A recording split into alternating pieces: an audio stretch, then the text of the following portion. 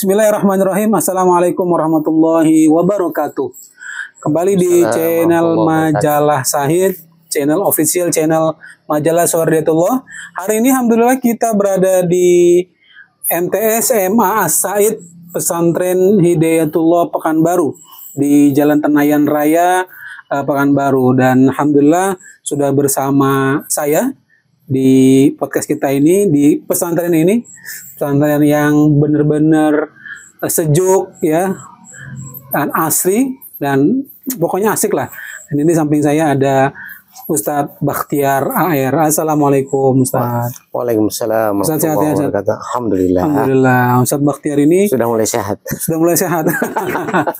Tadinya sakit berarti dong Ustadz. Iya. Ustadz Bakhtiar ini perintis ya Ustadz ya di sini ya. Perintis di Pesantren Hidayatullah Pekanbaru, dan areanya berapa nih Ustadz? Pesantren kita ini Ustadz? 2 hektar. Ada 2 hektar ya, Ya, semuanya 2 hektar. 2 hektar. Nah, mungkin Ustadz di awal ini bisa bercerita nih, gimana sih awal mulanya dapat tanah 2 hektar ini, dan kemudian suka dukanya membangun pesantren di tempat yang sejuk ini Ustadz. Oh iya. Assalamualaikum warahmatullahi wabarakatuh. Waalaikumsalam warahmatullahi wabarakatuh. Alhamdulillah. Soal suka dukanya memang yang menarik lah untuk ini dikenang itu. Karena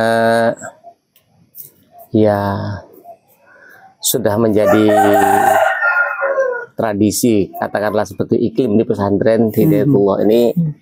Kita kalau ditugaskan ya oleh Allah Yarham itu cukup dibekali perjalanan sampai di tempat, lalu di situ nanti bagaimana caranya bisa survive tergantung kepada kreativitas petugas yang disuruh itu. Nah, jadi sebelum di lokasi ini kami menempati rumah yang di kota, yang dulu sudah dikontrak oleh yang mengawali di sini, Ustadz Qadir Jalani. Ustadz Qadir Jalani ya. Selama 2 tahun dikontrak oleh beliau, tapi dipakai sekitar 3 bulan. 3 bulan kemudian beliau dipanggil untuk kembali ke Balikpapan. Kemudian saya waktu itu bertugas di Sulawesi Tengah. Di Toli-Toli. Selama 4 tahun juga di sana. Ditelepon oleh Ustadz Abdullah Said agar bersiap-siap untuk menempati posisi Ustadz Abdul Qadir Jalani di Pekanbaru. Waktu itu saya berangkat tanggal 16 Agustus. Dari sana, dari Toli-Toli naik kapal Leoser, kemudian ya singkat cerita sampai di sampailah di Jakarta. Sampai Jakarta, terus kami ke Depok. Waktu itu ada Ustadz Usman Palese, masih sehat beliau. Kami ke situ. Kebetulan Ustadz Usman Palese ini salah satu guru saya, kebetulan juga keluarga, abang ipar lah. Abang ipar. Nah, di situ kami transit, lalu beliau sarankan sebelum ke Sumatera, survei dulu ke Sumatera. Jadi saya berangkat waktu itu menggunakan fasilitas Pertamina, dibantu oleh kawan-kawan di Cipinang untuk mendapatkan tiket free dari Jakarta ke Dumai. Ke Dumai lalu ke sini. Alhamdulillah dapat tiket pesawat. Jadi terus sampai di Dumai, nginap 1 hari, langsung berangkat ke Pekanbaru. Dan sudah di sini sudah ada rumah yang kosong, sudah ada, bukan kosong ya, sudah ada petugas lama, stafnya Ustadz Kadir Jilani, saudara Usman Tawan, Nurdin Tawan Usman, kemudian saudara Sumardin, ada 2 orang di situ, tambah dengan 5 orang santri asal Mentawai. Nah, dari situlah kami memulai kegiatan. Jadi memulai kegiatan itu dengan pertama sosialisasi diri dengan masyarakat sekitar, terutama kepada Pak RT. Kemudian berusaha menjadi jamaah masjid yang dekat di situ, di Tangkerang itu, masjid. Kemudian sekali-kali jadi imam, lalu sekali-kali mengganti ustadz-ustadz yang kebetulan berhalangan, kami ganti untuk ngisi pengajian. Nah, dalam kesempatan itu saya ngisi pengajian, saya pun sambil mempunyai rencana, menyampaikan rencana itu bahwa kami datang ke Pekanbaru ini ya membawa sesuatu untuk masyarakat, berupa keinginan untuk mengajar ngaji dengan anak-anak. Kalau sekarang istilahnya rumah Quran lah. Rumah Quran. Tapi buatlah rumah Quran di situ, walaupun tak bernama. Tak ada nama di situ kan. Oh, jadi ini langsung action nih. Padahal kan rencananya kan survei dulu kan? Oh ya. Jadi sampai di Pekanbaru, saya survei lagi sampai ke mana? Ke Medan. Waktu itu ada Ustadz Husnul Khuluq di sana. Kemudian dari Medan ke Lok Sumawe. Oh, perjalanan ke Medan, ke Lok Sumawe. Lah. Terus balik lagi ke Medan, terus ke selatan ke Lampung, Lampung terus nyebrang lagi ke Depok. Baik lagi ke Depok. Menjemput keluarga, sudah matang rasanya, sudah timbul semangat, karena ternyata asumsi saya mencari lokasi untuk pesantren itu harus luas. Iya. Karena kita ini berangkat dari pesantren yang 100 hektar. Iya. Ini itulah Gunung Tembak itu kan. Ya, gambarannya seperti itu. Sementara saya lihat di perjalanan ini bisa aja di Lok Sumawe kurang dari 1 hektar, ternyata bisa jalan. Medan juga begitu. Kemudian juga sempat saya juga ke Jawa juga begitu. Rata-rata sedikit bisa jalan pesantrennya. Timbul semangat seperti itu. Oh iya. Seperti itu. Tapi di sini belum dapat lokasi. Belum dapat lokasi. Nah, jadi jemput keluarga waktu itu Ustadz Usman menyarankan kalau masih ada sisa ongkosnya, karena bawa anak waktu itu sudah 4 orang, ya dia bilang begini, kalau masih ada ongkosnya, udah pakai aja untuk transportasi. Nah, adapun di sana nanti bagaimana caranya Allah membantu kalian. Jadi akhirnya dipakai transportasi dengan naik pesawat. Oh, naik pesawat kami dari Jakarta ke Pekanbaru. Iya. Karena kasihan juga beliau melihat anak-anak pada kecil-kecil gitu kan. Ya, sampai di Pekanbaru, alhamdulillah ya. Memang kami agak lumayan karena tidak lagi cari tempat. Iya, sudah ada rumah kontrakan. Itu jadi pindah dari Depok ke Pekanbaru tuh hanya bawa pakaian saja ya, misalnya? Oh iya, bawa pakaian yang sehari-hari saja ya. Insya Allah. Alat dapur enggak ada yang dibawa, semua. Tahun berapa jadinya itu? Dari tahun 95. 95 ya. Iya. Fixnya dari Depok pindah dengan keluarga ke Pekanbaru. Dari Toli-Toli. Ya, Toli-Toli. Iya. Saya sempat transit dulu Depok kan. Iya, transit Depok. Beberapa hari lah. Beberapa hari saja ya. Iya. Kemudian transit dapat ada kontrakan di Pekanbaru. Nah, itu apa yang dilakukan tuh? Dan sampai menemukan tempat ini tuh berapa lama? 2 tahun. 2 tahun. Iya. Nah, jadi sosialisasi diri tadi itu. Ya. Nah, kemudian sambil menawarkan program-program, program terutama ya ada kemampuan sedikit diberikan Allah kepada saya, sekeluarga itu bisa ngajar ngaji. Buatlah kita apa namanya tempat-tempat ngaji di situ. Mengundang anak-anak datang 2-3 orang, akhirnya sampai banyak ya, sampai 30 lebih gitu kan. Waktu itu mau bulan puasa, saya coba-coba buka program semacam pesantren kilat, tapi hanya bimbingan menjelang buka aja. Nah, yang saya istilahkan dengan apa namanya, dengan bingka itu. Bingka nama kue. Nama kue, iya betul. Kok bisa kelab begitu namanya? Nah, bimbingan menjelang buka. Oh, iya pas dengan kue kue bingka. Karena saya lihat apa namanya di seputaran Pekanbaru itu tidak ada aktivitas berbuka untuk anak-anak sekitar. Nah, saya coba tawarkan itu. Jamaah pengajian ibu-ibu banyak antusias. Jadi supaya apa namanya, maksud saya supaya cepat ada pendaftaran, saya batasi 30. Hanya dibatasi 30, dan 30 ini semuanya mendapatkan hadiah lebaran. Sementara enggak punya apa-apa, Ustaz. Cuman bilang ada hadiah lebaran. Ada hadiah lebaran. Itu husnuzonnya kepada Allah. Masya Allah.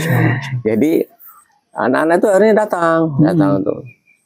Nah, dengan syarat setiap anak itu membawa kue masing-masing dari rumah, berbuka. Minimal bawa 2. Kalau 2 kan tentu awak sudah dapat 1. Dengan santri-santri gitu, kan gitu. Nah, pamer itu, alhamdulillah. Jadi memang pelajaran yang kita berikan pelajaran sholat dan bakti kepada orang tua juga, itu aja. Setiap menjelang buka selama setengah bulan itu, sejak hari pertama sampai hari ini saya coba-coba berjuang mencari pendukung untuk hadiah lebaran tadi itu. Padahal kita aja belum tersosialisasi, belum ada yang ini. Tapi dengan itulah kita coba apa namanya mengkomunikasikan dengan siapa-siapa yang kita temui. Nah, rupanya di tetangga itu ada pegawai bank, Bank Indonesia di situ. Dia lihat itu. Kemudian dia juga enggak apa, cuma lihat aja lagi gitu. Dan kemudian saya ke kantornya belum kenal sama ibu itu. Ke kantornya ketemu ibu itu di situ. Oh, bapak yang di situ ya? Iya. Nah, ini ada rencana ini, Bu. Nanti anak-anak yang ngaji di rumah itu apa dia di masjid itu mau rencana kita kasih hadiah lebaran. Iya. Nah, mohon dukungannya lah. Alhamdulillah didukung. Bahkan lebih yang diberikan. Diberikannya kain sarung sebanyak hampir 100. Masya Allah. Nah, dan itu alhamdulillah anak-anak semua yang ikut ngaji itu dapat hadiah semua jadinya. Bukan hanya yang berprestasi, semuanya dapat. Makanya orang tuanya tuh, Masya Allah, anak saya sudah ngaji, belajar ngaji di situ ndak bayar, kemudian dapat hadiah pula lagi. Dari bagaimana ceritanya nih Ustaz? Ya, sebelah itu rezekinya. Dan lebihnya itu ya kita bawa ke Hidayatullah Dumai waktu itu Pak Habib di sana. Nah, itulah. Kemudian dari situlah mulai terbuka apa namanya, mulailah kenal dengan siapa gitu. Lalu mulai muncul program cari lokasi untuk bikin pesantren. Untuk pesantren ya. Nah, itu. Mulai itu menjelajah. Iya, mulai. Masya Allah. Ya, itulah ceritanya saat. Dan jadi pesantren ini sendiri gimana tuh, Sam? Ini dari satu orang atau mengumpulkan dari donatur-donatur, seperti apa hingga terbentuknya pesantren ini? Pertama dari donatur ya, Ustaz. Kemudian memang yang kedua itu memang ada satu orang yang apa namanya ya, kami cari lokasi bukan ke orang ini, Tapi itulah Allah yang membaca itu, membaca aktivitas itu kan. Masya Allah, qadarullah itu. Jadi saya cuma menyebarkan informasi, kemudian cari-cari informasi dari mana-mana itu supaya bisa dapat lokasi bikin pesantren. Nah, itu. Tahu-tahu hari ba'da sholat subuh ada yang datang ke tempat saya. Apa namanya? Garim lah namanya di sini, namanya Marbot. Marbot datang. Ustadz, tadi jamaah saya ada yang mengeluhkan ada tanahnya mau diwakafkan untuk apa namanya, untuk pendidikan Islam. Saya mantap itu. Di mana itu Ustadz? Pokoknya jauh katanya. Nah, tapi kalau memang Ustadz cocok, bisa nanti saya anukan. Saya bilang ketemukan aja lah saya sama saya. Nanti saya coba-coba apa namanya, pelajari. Kalau memang bisa, nah, saya dibawalah ke sini waktu itu. Kira-kira 2 hari setelah itu dibawa ke sini. Saya sudah lihat kondisinya memang ya dalam hati kecil saya ya memang tidak ada apa namanya, tidak ada prospek sama sekali di sini. Tempat pembuangan sampah ini saat. Oh, ini tempat pembuangan sampah saat. Tempat pembuangan sampah. Konturnya memang begini, memang naik begini. Iya. Pembuangan sampah banyak, sampah plastik, sampah kaca, sampah besi di sini. Nah itu. Jadi tidak tertarik lah orang-orang untuk membelinya juga tidak tertarik. Saya bilang, ya Pak Haji, biarlah saya pakai. Dan saya di bukit itu saya tegak di situ di bukit sambil sujud situ, saya berdoa kepada Allah menghadap kiblat. Ya Allah, kalau memang ini karunia untuk hidayatullah, untuk Islam, untuk perjuangan Islam, ya Allah berikan kemampuan kepada kami untuk menjalaninya nih. Tetapkan kami berada di sini. Nah, itu. Nah, gitu. Itu ya, itu azam pertama yang langsung ditanamkan ya. Nah, tapi dapatnya ini setelah berjalan 2 tahun saat. Iya, 2 tahun berada di sini ya. Berada di kota. Berada di kota itu. Karena waktu itu kita sudah pernah juga sih, sudah naik Honda, naik motor kemana-mana. Itu motor pun motor apa namanya, motor butut ya. Tidak dapat. Areanya memang sudah 2 hektar nih. Iya, memang 2 hektar. 2 hektar memang yang diberikan nih, diwakafkan. Soalnya sudah ada tambahan sekarang nih. Belum kita garap. Jadi dari apa namanya, dari cerita Ede, kenapa bisa dapat? Dapatnya begini, karena hasil dari kepenatan bermujahadah seperti itu, hanya kami mengevaluasi diri, jangan-jangan kami ini salah dalam melangkah. Kenapa kok susah dapatnya? Susah dapatnya. Nah, rupanya dievaluasi diri, rupanya ada keliru langkah. Keliru langkah ini, akhirnya kita coba perbaiki. Keliru apa? Keliru langkah apa? Seperti apa? Karena pertama, saya itu waktu itu dengan teman Ustadz Toha namanya, mencari lokasi ini kepada orang-orang yang punya. Orang-orang yang dianggap kaya gitu lah ya. Kaya itu. Mungkin punya tanah. Ya. Jadi lepas kita dari konsep manhaj kita. Karena Bismi Rabbik itu yang harus dikedepankan. Bismi Rabbik. Hanya kembali saya perbaiki ibadah, memperbaiki diri, kuatkan doa kepada Allah Subhanahu wa Ta'ala. Nah, itulah. Kira-kira 2 bulan itu ada orang datang. Tadi itu menawarkan itu ya. Iya. Jadi konsepnya itu ya mencari kepada yang punya bumi. Iya. Terserah nanti Allah itu kasihnya di mana, urusannya lain. Nah, jadi itu. Alhamdulillah. Orangnya tuh ikhlas, tulus, masya Allah. Sampai sekarang dia setelah dia ngasih ini nggak pernah kesini. Dia pernah kesini lagi. Iya. Pernah saya panggil ke sini, udah usah lah. Biar berkembang gitu. Ya pernah sih datang sini, apa namanya, waktu itu ada tambahan lokasi di sana mau dijualnya. Alhamdulillah. Alhamdulillah. Ini banyak di pertengahan obrolan kita ini sudah banyak inspirasi nih yang didapatkan. Dari mulai bagaimana kita berhusnuzon kepada Allah ya.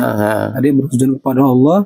Kemudian yang kedua tadi bahwa kita harus meluruskan orientasi keinginan kita hanya kepada Allah. Hanya kepada pemilik bumi ini, bukan pemilik bumi, betul. Pada manusia yang kita anggap dalam kacamata kita itu kaya gitu. Iya, mampu, Pak, kaya, bisa gitu kan. Betul, ini inspirasi buat kita semua sekalian sahabat dari channel Majalah Syahid. Gitu. Nah, ceritanya katanya konsepnya ingin seperti di Gunung Tembak nih. Membuatnya ada Anis di belakang kita nih ada danau ini. Kemudian berbukit-bukit gini, seperti apa konsepnya yang ingin dibuat? Itu tidak sengaja juga, Ustaz. Ini ya, dan sengaja ini ya. Iya, ini terjadi secara alami aja kayak begini, Ustaz. Nggak ada kita nggak punya ilmu master plan yang bagus gitu kan. Nggak ada, pokoknya apa adanya dibikin seperti itu. Akhirnya jadi seperti ini. Kontur tubuhnya, kontur tanahnya memang seperti ini. Kalau tadi danau ini gimana ceritanya tadi? Danau ini lapangan bolanya anak-anak dulu. Lapangan bola tadinya ya. Lapangan bola mini itu, cuma kan belum rata, belum rata. Sudah pakai main-main anak ini. Ada traktor lewat, saya minta tolong hubungi operatornya, minta tolong bisa diratakan ini, bisa Pak, kita tolong, tinggal beli solar aja. Oke, beli solar. Kerjakan setengah hari di sini. Setengah hari itu habis itu pulang dia, tapi alatnya masih taruh sini. Nah, taruh sini. Besok datang lagi, air sudah menggenang, sudah keluar, sudah. Memang airnya tidak sebanyak ini, tapi sudah basah semua saat. Sudah basah semua. Artinya kalau mau turun lagi traktor sudah khawatir. Ya sudah, saya bilang tinggal tunggu tanggulnya aja dikuatkan, saya bilang. Ini aja ditebalkan, sudah jadi kolam. Berapa dalamnya sih jadi Ustaz ini? Bervariasi, ada 1 meter, ada yang kurang. Ini sekarang di tanaman ikan-ikan ya? Iya, ini banyak ikan nila ini. Ikan nila ini untuk kebutuhan pesantren juga, Ustaz? Iya. Kebutuhan pesantren ini. Untuk pertama kebutuhannya untuk hiburan lah. Nah, kemudian anak-anak mancing di sini. Iya. Walaupun tetap kita ini cegah kalau dia selalu mancing kan. Nggak besar-besar ini ikan nih. Nah, Ustaz, masalahnya kalau dibiarkan sehari aja habis ya. Ceritanya waktu merintis pesantren ini juga sempat ada macan yang datang. Ini ada. Ceritanya gini. Di sini kan semak belukar ya. Semak belukar, sekitarnya sini juga daerah menakutkan. Nah, jadi kayu-kayu masih banyak. Ini kayu-kayu yang besar-besar ini masih ada sisa ini. Jadi di pojok sana itu ada, sebenarnya bukan macan, dia macan akar namanya. Macan akar. Ya, bukan macan yang besar yang menyerang itu enggak. Macan akar tapi menakutkan. Ya kayak kucing hutan tapi besar. Kucing hutan tapi besar. Ya. Nah, itu. Saya enggak pernah melihat, tapi melihat itu teman Ustaz Toha. Pernah melihat dia lagi main-main sama anak-anaknya gitu. Tapi dia hanya muncul aja ya. Tidak mengganggu. Walaupun di Majalah Syahid kan muncul pesantren di sarang macan ya. Pesantren sarang macan. Tapi lebih tepatnya mungkin pesantren ini Ustadz sendiri menyulap tempat sampah menjadi sumber hidayah. Iya, sumber hidayah. Yeah. Kemudian orang yang punya tanah ini dulu dia punya usaha ayam sini. Ternak ayam atau ayam potong misalnya? Ternak ayam. Tapi ya berapa kali itu rugi terus dia. Akhirnya berpikir kalau ada memang yang mau untuk fisabilillah gitu aja. Alhamdulillah. Iya. Makanya ada juga wartawan datang sini dulu, ya saya cerita pesantren dari kandang ayam. Dari kandang ayam. Jadi kita menghasilkan membalik kandang, bukan membalik kondang. Balik-balik kandang ya. Dari kandang ayam lahir para mubalik kondang. Masya Allah. Banyak kalimat-kalimat hikmah yang bisa didapat. Kemudian sekarang jadi pesantren ini digunakan untuk pendidikan apa saja, Ustaz? Untuk pertama untuk tahfiz, kemudian untuk SMP dan aliyah. Terus putri memang ya? Baru sebulan terakhir ini untuk putri semua. Putri semua. Putra sudah dipindahkan ke mana, ke lokasi yang lain, lokasi baru di Kampar. Di Kampar. Bagian dari perluasan pesantren juga itu. Iya. Ya. Karena lokasinya kecil, cuma 2 hektar. Jadi kalau gabung putra putri agak kerepotan dari sisi pengamanan syariah. Syariahnya ya. Iya. Betul. Sebelumnya memang masih putra putri, tapi mulai ditata sekarang. Iya, mulai ditata. Iya. Apa ini yang ingin dikembangkan dari pesantren ini, Ustaz, dengan lahan yang segini? Apa sih cita-cita Ustaz yang belum terrealisasi hingga hari ini? Masya Allah banyak, Ustaz. Ya, pertama itu ya bagaimana menjadikan pesantren ini sebagai pendidikan alternatif. Nah, gitu. Alternatif murah dengan menjalankan program surah Ad-Duha itu. Surah Ad-Duha. Fa'amal yatima fala taqhar, anak yatim jangan sampai ada yang tersia-siakan. Fa'amas sa'ila fala tanhar, orang yang membutuhkan informasi jangan sampai tidak dapat informasi. Karena as-sa'il itu adalah orang yang bertanya. Nah, ini terjemahan dari Ustadz Abdul Said ini. Orang yang bertanya artinya bagaimana supaya informasi itu segera masuk, gampang didapatkan. Makanya pendidikan, kemudian amabi mati rabbika fahadis, dan menggerak-gerakan dakwah yang terus-menerus. Makanya dari sini kita juga mengembangkan dakwah sampai ke pedalaman. Ke Selat Panjang, ke Rupat, ke Mentawai. Nah itu. Iya. Itu yang masih terus juga Ustaz jalankan ya hingga masih. Kelihatannya memang sosok Ustaz Abdullah Said cukup sangat menginspirasi bagi Ustaz Bakhtiar. Oh iya. Apa yang paling Ustaz Bakhtiar kenang dari sosok beliau, dan inspirasi apa yang hingga hari ini terus mengenang di dalam alam pikiran Ustaz? Karena beliau memang tidak pernah berhenti untuk berkembang, untuk melakukan inovasi terus. Ya, nah, itu. Nah, saya lihat itu karena kemampuan dan faktor dinamisnya itulah yang menginspirasi betul. Orangnya dinamis, sangat dinamis. Sampai beliau mengatakan, kalau memang tidak ada lagi yang kita kerjakan, yang sudah dikerjakan itu dikerjakan lagi. Nah itu. Yang lama dikerjakan lagi. Iya, misalnya kalau bangunan sudah dibongkar, biar ada aktivitas. Biar ada aktivitas. Iya, nah itu. Iya. Dan sampai akhir hayatnya beliau juga terus berdakwah ya dalam. Sampai akhir hayatnya, Masya Allah masih tetap berdakwah. Berdakwah dalam bentuk lisan maupun dalam bentuk tulisan. Kalau Ustaz Bakhtiar sendiri dalam aktivitas dakwah masih terus berkontribusi ya di Alhamdulillah, ya. Meskipun kondisinya sudah kadang sering sakit, tapi semangat terus membara. Ya, Alhamdulillah akhirnya ini kan agak lumayan sehat lah kan, karena pernah sakit 3 tahun. 3 tahun untuk betul-betul saya full berhenti berdakwah. Sekarang ini sudah bisa ngisi pengajian, bisa ngisi khutbah. Nah gitu. Ya. Dalam waktu dekat insya Allah akan berangkat ke Bengkulu. Untuk menghadiri acara apa, Ustaz? Acara upgrading Murabbi Usta. Murabbi Usta ya, Masya Allah. Udah jelajah ke luar provinsi nih. Iya.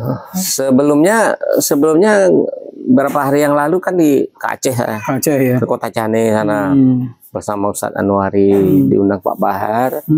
acara gebiar Muharram. Iya, baik. Jadi Ustadz Bakhtiar adalah salah satu dai yang dicetak oleh Ustadz Abdullah Said di Gunung Tembak ya Ustadz. Gunung Tembak, kemudian pernah tugas di Toli-Toli, dan kemudian tugaskan di Pekanbaru, dan hari ini beliau stay di Pekanbaru untuk terus mengembangkan dakwah, memperjuangkan tegaknya Islam ya di bumi Nusantara ini.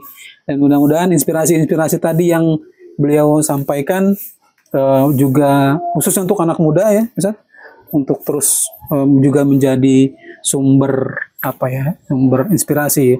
Dari mulai bagaimana tadi berhusnuzon kepada Allah ya, kemudian menetapkan permintaan hanya kepada Allah, tidak kepada manusia yang kaya sekalipun ya. Kemudian terus semangat berdakwah meskipun dalam kondisi apapun. Demikian ya Ustaz. Terima kasih banyak atas waktunya dan kesempatannya. Mudah-mudahan ini bisa menjadi inspirasi untuk teman-teman. Terima kasih. Assalamualaikum warahmatullahi wabarakatuh.